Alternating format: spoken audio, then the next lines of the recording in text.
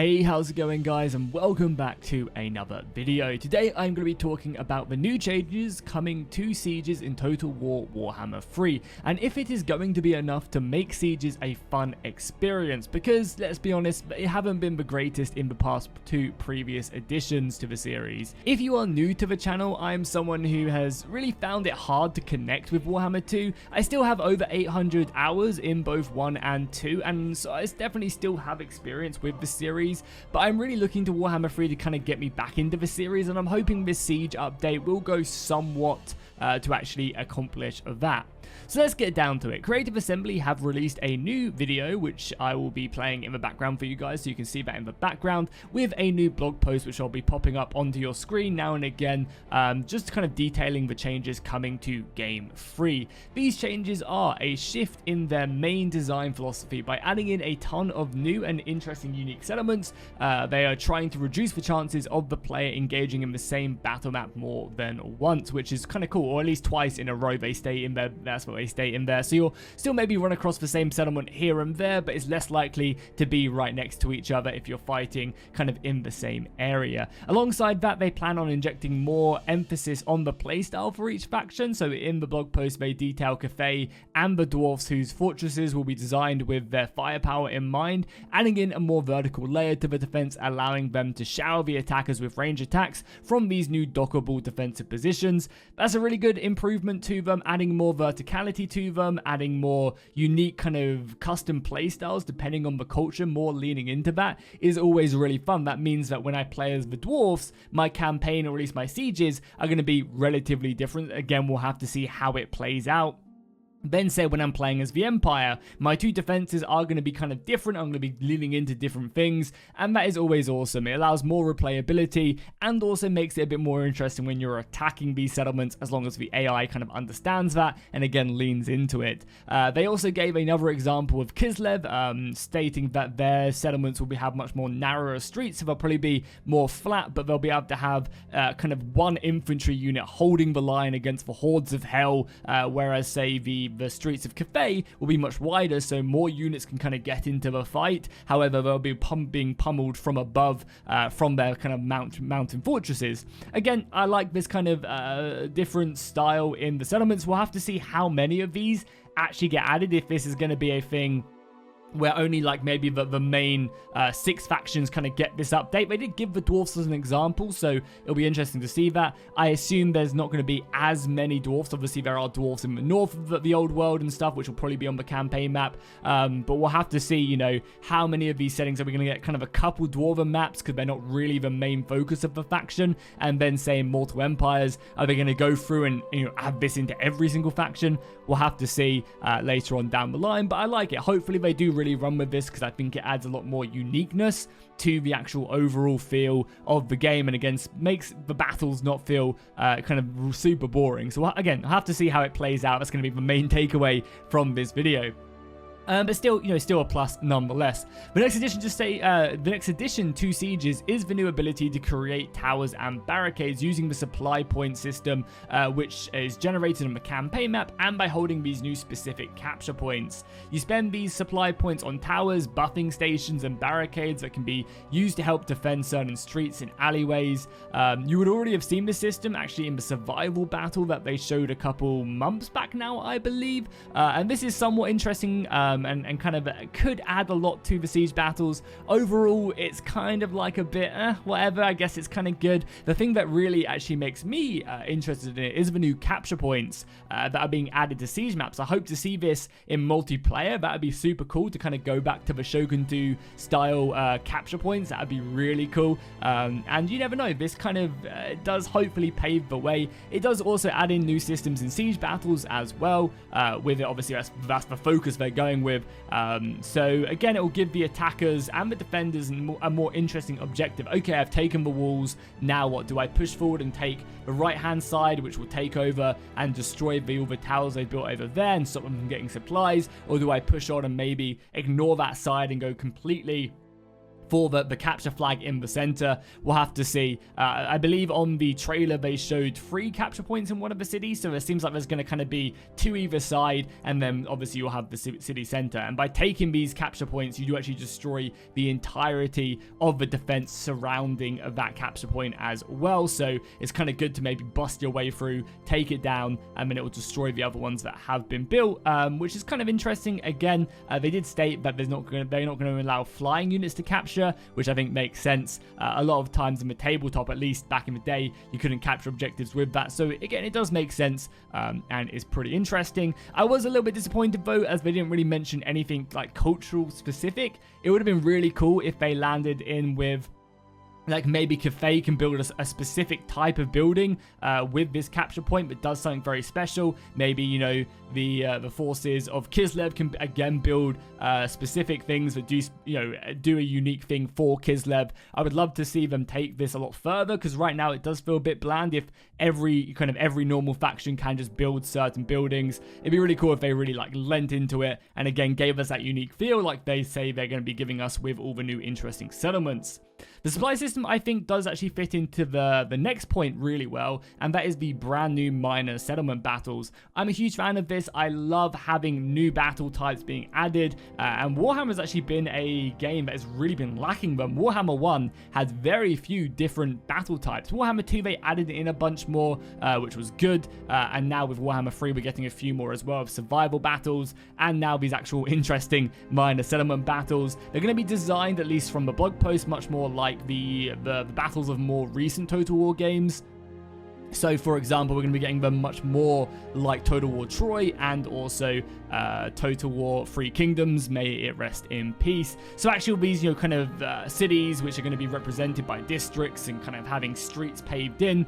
That's really awesome. It will allow the defenders to actually have a fun and interesting battle. And I think Three Kingdoms did minor settlement battles really, really well. Didn't really like them much in Total War Troy, but I think Total War Three Kingdoms did a good job with, again, making them feel a bit more unique. If it was like a mining settlement, it looked like a mining settlement, and hopefully again they'll kind of lean into that with a little bit more. Not sure how much they'll be able to do, because you don't really have that as much in Warhammer, but again, it would be really cool if we kind of get a bit more unique feeling from the surroundings, from what you've built in the settlement, maybe adjusts it. That would be absolutely amazing. And obviously it also does have the supply system in, which I think will shine way more in minor settlement battles, because it will allow you to actually like blockade off the few streets that are available to the attackers. You'll be able to utilize that. You'll be able to really kind of like fortify one side, which maybe you put a few units, and then you take the rest of your army and you then use them to kind of defend off the main streets that maybe you haven't poured in as much supplies. You'll be getting a lot less supplies in these minor settlement battles, so you'll really have to kind of think about where you do deploy these. So I think it'll be much, much better. However, obviously, you know, on paper this does sound really cool. We'll have to see how it does actually play out and how the battle maps actually look, because I don't think we got a look at that either in the blog post or in the trailer. So again, you know, it all sounds good, but we'll have to see again how it plays out. You can kind of see this reoccurring theme. It really depends on the AI and how it, you know, how it actually kind of runs with these new ideas and implementations. The final thing they mentioned in this is going to be the Bastion battle. This does seem like it really only applies to Cathay, but it would be something really cool later on down the line if they added in this style of battle into all the other factions. You know, maybe they have one settlement that is really like classes their bastion in some way or another. And this bastion is kind of described to be kind of almost like the Helm's Deep or Minas Tirith style fortress that the player will have events and missions throughout the campaign to deal with. And it's kind of painted as this like settlement that is just, or this fortress that is just impregnable. It is impossible to break it down. You're going to have to really bring a lot to actually, you know, kind of break the walls. Once you do, you get a huge reward. You're kind of into the heartland of the enemy.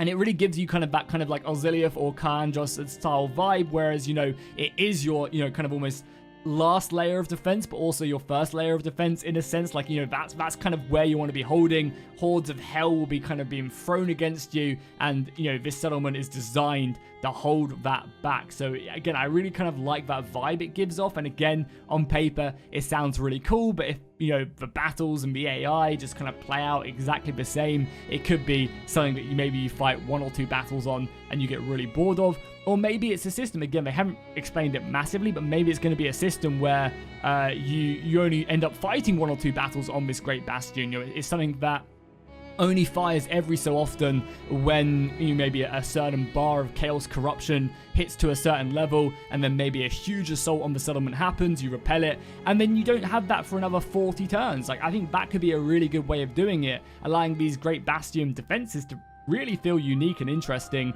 without having to fight, oh great, another chaos full stack that I have to kill once again. Oh look, it's another 2 turns have passed and now I have to fight another stack. Like, that would be really boring. Again, the settlement itself doesn't sound like it's going to be super interesting. It's going to be a one kind of layered defense, which is fine because they are making all the other settlements, I think, around about 280 degrees. Like, you can attack from 3 different sides, which will be good.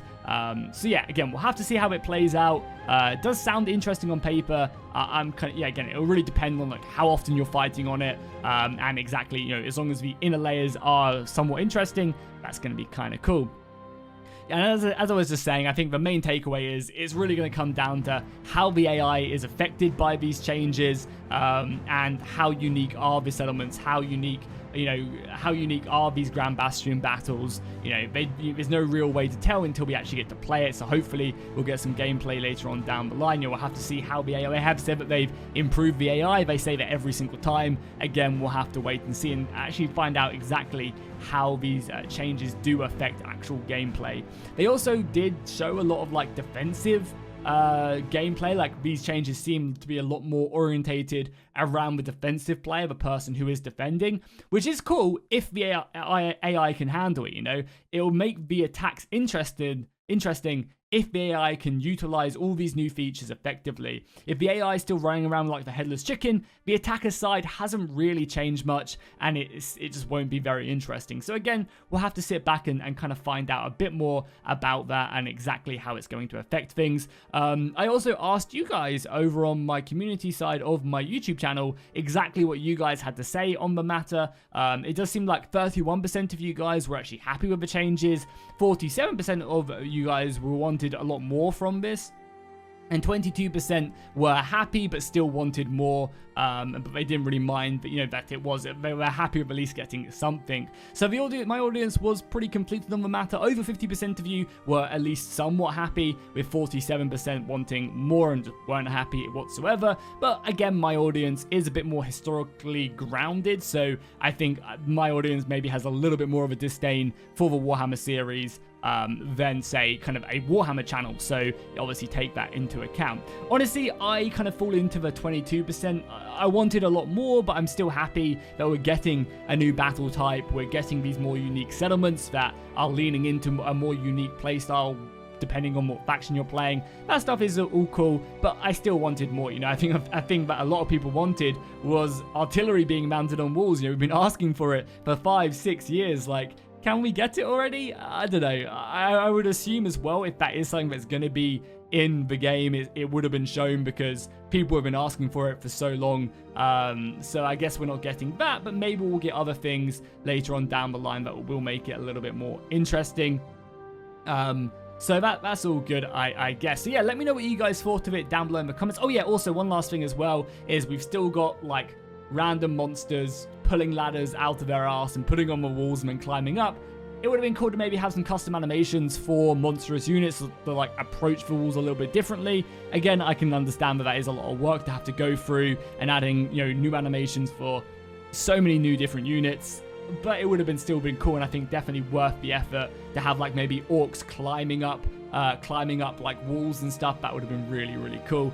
We also did get as well, something I didn't mention, is they are now adding in monsters actually being able to smash down walls as well. So you can have your Cygor headbutting into a wall, which again is a nice addition and gives them more play in these siege battles. It's good to take like a super tanky unit to just rip through a wall and allow your soldiers to move in. Again, definitely helps factions that necessarily don't maybe have as much artillery as other factions do.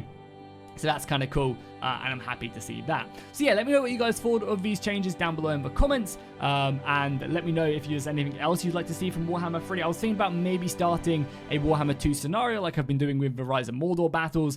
Let me know if that would be remotely interesting to you guys, and I'll see you in the next one.